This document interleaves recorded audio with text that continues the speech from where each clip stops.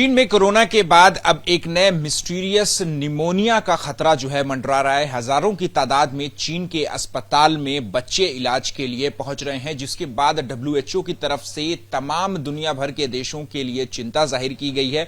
जिसके बाद भारत सरकार के केंद्रीय स्वास्थ्य मंत्रालय की तरफ से भी सभी राज्यों और केंद्र शासित प्रदेशों के लिए एक एडवाइजरी जारी की गई है, जिसपे बेड की उपलब्धता, वेंटिलेटर, पीपी किट, एंटीबायोटिक्स तक के लिए जो है वो तैयार रखने के लिए जो है वो कहा गया है। आखिर ये वायरस है क्या, इस पर बात करने के लिए हमारे साथ मौजूद हैं सर गंगाराम हॉस्पिटल के बाल रोग विशेषज्ञ डॉक्टर धीरेन।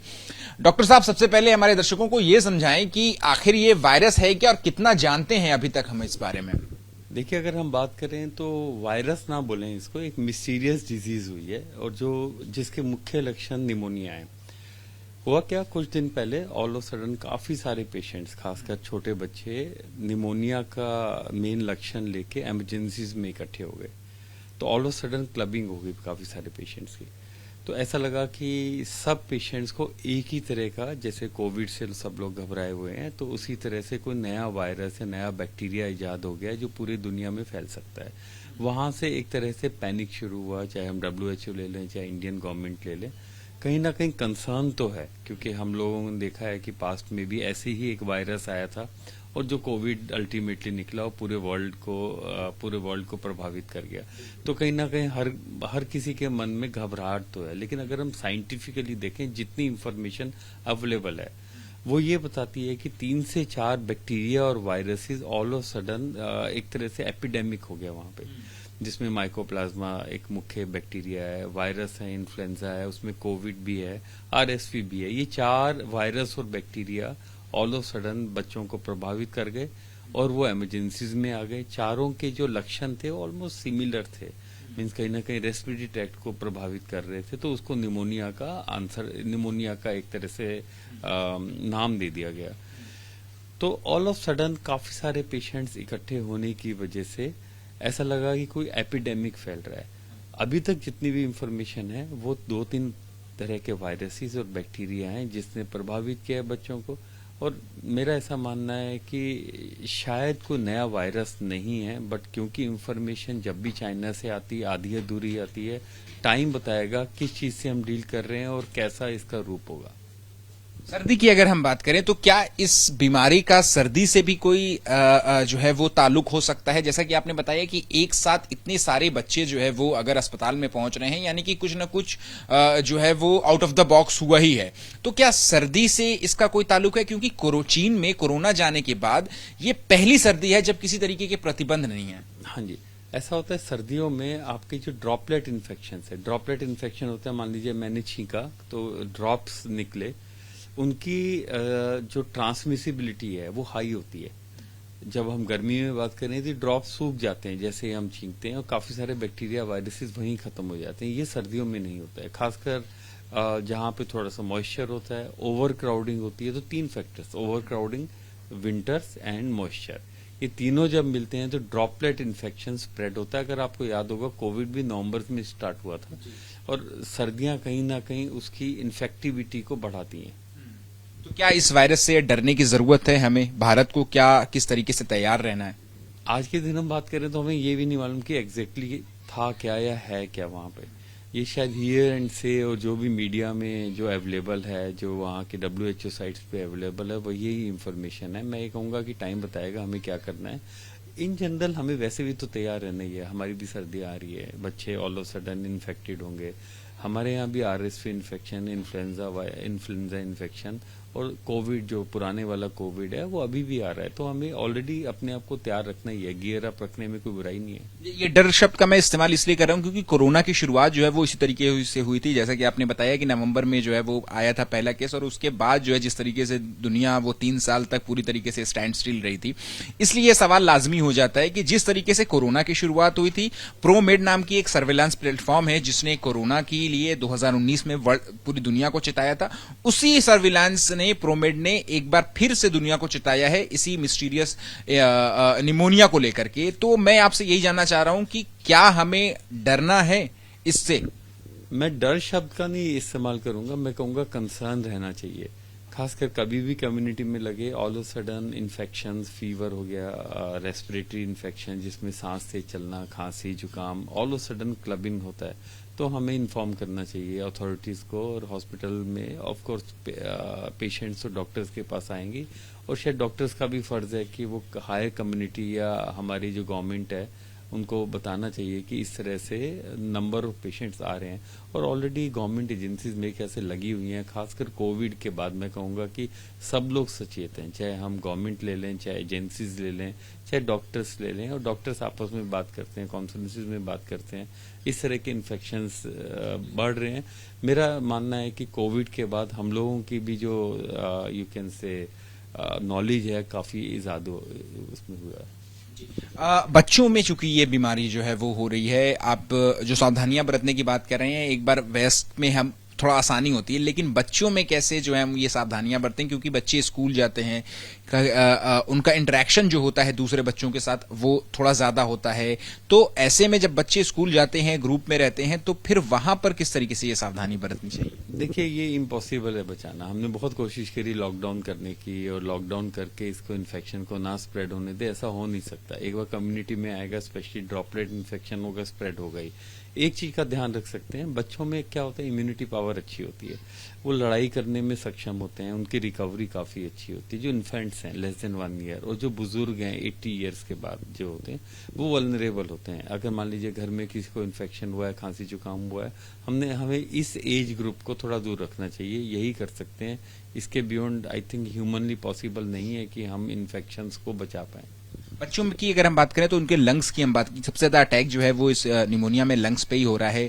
क्या क्या लक्षण जो है वो अभी तक जो है वो देखने को मिले हैं कि अगर किसी बच्चों में ये शुरुआती अर्ली स्टेज में अगर डेवलप होते हैं तो हम उनके को जो है जल्द से जल्द डॉक्टर से कंसल्ट करा लें? हाँ, मान लीजिए किसी भी पेशेंट को रेस्पिरेटरी ट्रैक्ट इन्फेक्शन होता है। रेस्पिरेटरी ट्रैक्ट 2 भागों में विभाजित कर दें, अपर रेस्पिरेटरी ट्रैक्ट, लोअर का मतलब है निमोनिया।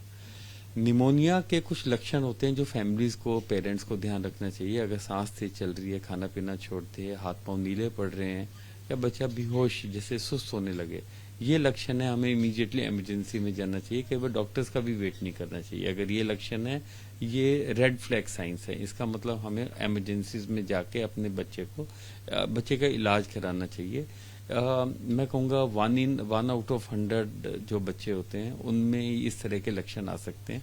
कभी भी खांसी जुकाम है, लूज मोशंस हैं, फीवर है, ये लाजमी है, होगा ही। किसी भी पेशेंट में इन्फेक्शन है, ये सब होंगे ही।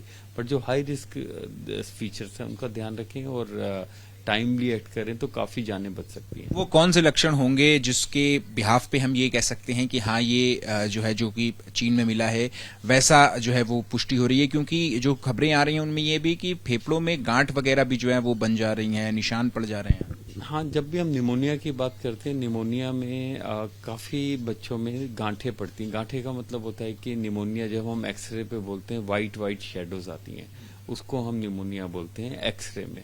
अदरवाइज जो क्लिनिकली होते हैं 103, 104 फीवर, तेज फीवर हो रहा हो, दूसरा सांस थोड़ी सी तेज चल रही हो, बच्चा सुस्त हो रहा हो, आंखें हाथ पांव थोड़े से ब्लू पड़ रहे हो, और बच्चों के अंदर सांस में अलग तरह की आवाज आने लगती है, मीन्स तेज सांस लेने की जिसको आवाज कहते हैं। जब भी ये लक्षण है, ये इंडिकेट करता है कहीं ना कहीं निमोनिया बन रहा है। एक ये सिंपल इन्फेक्शन है, वो कॉम्प्लिकेटेड इन्फेक्शन में तब्दील हो रहा है। तो उस चीज का हमने ध्यान रखना है। चाहे मीन्स उसमें छोटा बच्चा ज्यादा प्रभावित होता है, लेस देन 5 ईयर वाले जो बच्चे होते हैं वो वल्नरेबल होते हैं सीरियस प्रॉब्लम से, और टाइम कम देते हैं। तो हमें ध्यान रखना है, इन बच्चों को इमरजेंसीज में लेके जाना है और ट्रीटमेंट करवाना है। 2 सवाल है मेरे और कि कैसे हम पता करें, डिफरेंशिएट कैसे करें? पहला सवाल ये कि नॉर्मल फीवर जो कि सर्दी की शुरुआत में देखने को मिलता है जैसे जैसे मौसम चेंज होता है, सीजन चेंज होता है, और इस मिस्टीरियस निमोनिया के बीच में कैसे हम डिफरेंशिएट करें? मैं पहले तो अभी तो वर्ड मिस्टीरियस नहीं कहूंगा, क्योंकि जो इन्फेक्शंस की वहां बात कर रहे हैं, माइकोप्लाज्मा, आरएसवी, इन्फ्लुएंजा और कोविड है, वो हम लोग देखते हैं। मतलब ये रूटीन सी चीज है, सर्दियों में ऑल ऑफ सडन इंक्रीज हो जाएगी इसकी मात्रा। बट जैसे मैंने आपको पहले बताया, किसी भी निमोनिया में, चाहे वो बैक्टीरिया हो चाहे वायरस है, 3-4 चीजें हमने ध्यान देनी है। जैसे अपर रेस्पिरेटरी ट्रैक्ट इन्फेक्शन तो होगा ही, जुकाम होगा, थोड़ा बहुत फीवर होगा, लूज मोशंस हो सकते हैं, खांसी हो सकती है। बट अगर 103, 104 के ऊपर फीवर जा रहा है, काफी ठंड लग रही है बच्चे को, सांस लेने में दिक्कत आ रही है, तेज सांस लग रही है, थोड़ा सा सांस में गड्ढे पड़ रहे हैं, या बच्चे ने दूध पीना वगैरह बंद कर दिया है, तो हम कहेंगे कि ये एक सीरियस रूप ले रहा है। ये कंसर्न वाली बात है। अगर ये ऐसी कोई भी साइन सिम्टम है, मैं फिर कहूंगा कि हम अपने डॉक्टर्स का वेट ना करें, इमरजेंसी में जाएं। इसमें मतलब 2 घंटे भी वेट करना जानलेवा हो सकता है। क्या इस तरीके के कोई केसेस जो है वो अभी तक आपके पास आए हैं, जैसे सीजन की शुरुआत हुई है, सीजन बदलने की शुरुआत हुई है, तो क्या इस तरीके के कोई मामले जो है वो आपकी नजर में भी आए? मैं पिछले 10-12 दिन में देखूंगा पॉल्यूशन रिलेटेड एस्थमा या एलर्जी थोड़े से ज्यादा आए हैं। निमोनिया के जो केसेस हैं बहुत ज्यादा नहीं आए हैं। मैं पास्ट 15 डेज की बात करूंगा। अभी ऐसा कुछ लगता नहीं कि सर्दियों का कोई प्रभाव पड़ा है। नॉर्मली हमारे यहाँ भी जैसे विंटर्स होंगी, आरएसवी इन्फेक्शन हो गया, माइकोप्लाज्मा निमोनिया हो गया, ये सडनली बढ़ जाता है। अभी लग नहीं रहा। भाई बड़ा मुश्किल है अभी कि जो कारक हैं उसका पता लगाना ही बड़ा मुश्किल है। वो पोल्यूशन से बच्चे बीमार पड़ रहा है, या फिर सर्दियों की शुरुआत हो रही है उससे बीमार पड़ रहा है, या फिर कोई नए तरीके का वायरस आ गया है। कैसे जो है वो पता लगाएं आखिर माँ बाप? तो इससे अच्छा है कि प्रिवेंशन हम कर लें। Prevention is better than cure जो कहावत है, कि हम बच्चों को जो है घर पे किस तरीके का माहौल बना करके दें कि वो जो है वो वहां तक उस बीमार पड़ने की हद तक ही जो है ना पहुंचे। देखो हम पास्ट में भी देख चुके हैं, ऑलमोस्ट इम्पॉसिबल है। कोई भी इन्फेक्शन कम्युनिटी में फैलेगा, आप रोक नहीं सकते बच्चों को इन्फेक्ट होने से, क्योंकि बच्चों ने बाहर जाना होता है, घूमना होता है, खेलना होता है, स्कूल जाना होता है और दूसरे बच्चों से इंटरेक्ट करना होता है। ये इम्पॉसिबल है। एक चीज का हम ध्यान रख सकते हैं, किसी बच्चे को ऑलरेडी इन्फेक्शन है अगर घर में, तो दूसरे को स्पेशली लेस देन 1 ईयर और मोर देन 85 ईयर ओल्ड जो बुजुर्ग हैं उनको थोड़ा सा दूर रखें। दूसरा जो सबसे इम्पोर्टेंट पार्ट है, वैक्सीनेशन अपने बच्चे का पूरा कराएं। तो जो प्रिवेंटेबल डिजीज है, चाहे उसकी वैक्सीन की एफिकेसी 50% भी है, थोड़ा सा तो प्रिवेंशन होगा। आखिरी सवाल है कि क्या ये कोरोना के भी साइड इफेक्ट्स हो सकते हैं? कोरोना अभी भी ऐसा नहीं है कम्युनिटी से चला गया या चला जाएगा। जैसे आम इन्फेक्शन है, इन्फ्लुएंजा हो गया, आपका आरएसवी हो गया, नीमो वायरस मीन्स एडिनो वायरसेस वगैरह, उसी का एक हिस्सा बन गया। ये आता जाता रहेगा। ऐसा वैक्सीन का या कोरोना वायरस का कोई साइड इफेक्ट लगता नहीं है। शुक्रिया बात करने के लिए। तो देखिए ये डॉक्टर धीरेन, जिनका साफ तौर पे कहना है कि बच्चों में चूंकि जो है वो बेहतर यही है कि उनकी डाइट वगैरह पे जो है वो ख्याल रखा जाए, और जैसे ही अगर जो है वो उन्हें कुछ सिम्टम्स आते हैं, यानी फीवर जो है वो 103-104 के करीब आता है और वो प्रजिस्ट करता है, तो तुरंत ही जो है वो हॉस्पिटल में लेकर के जाएं। अगर डॉक्टर नहीं है तो वो इमरजेंसी की तरफ जो है वो लेकर के जाएं, लेकिन डॉक्टर से जरूर कंसल्ट करें। कैमरा पर्सन मनीष खैर के साथ अहमद बिलाल, एबीपी न्यूज, दिल्ली।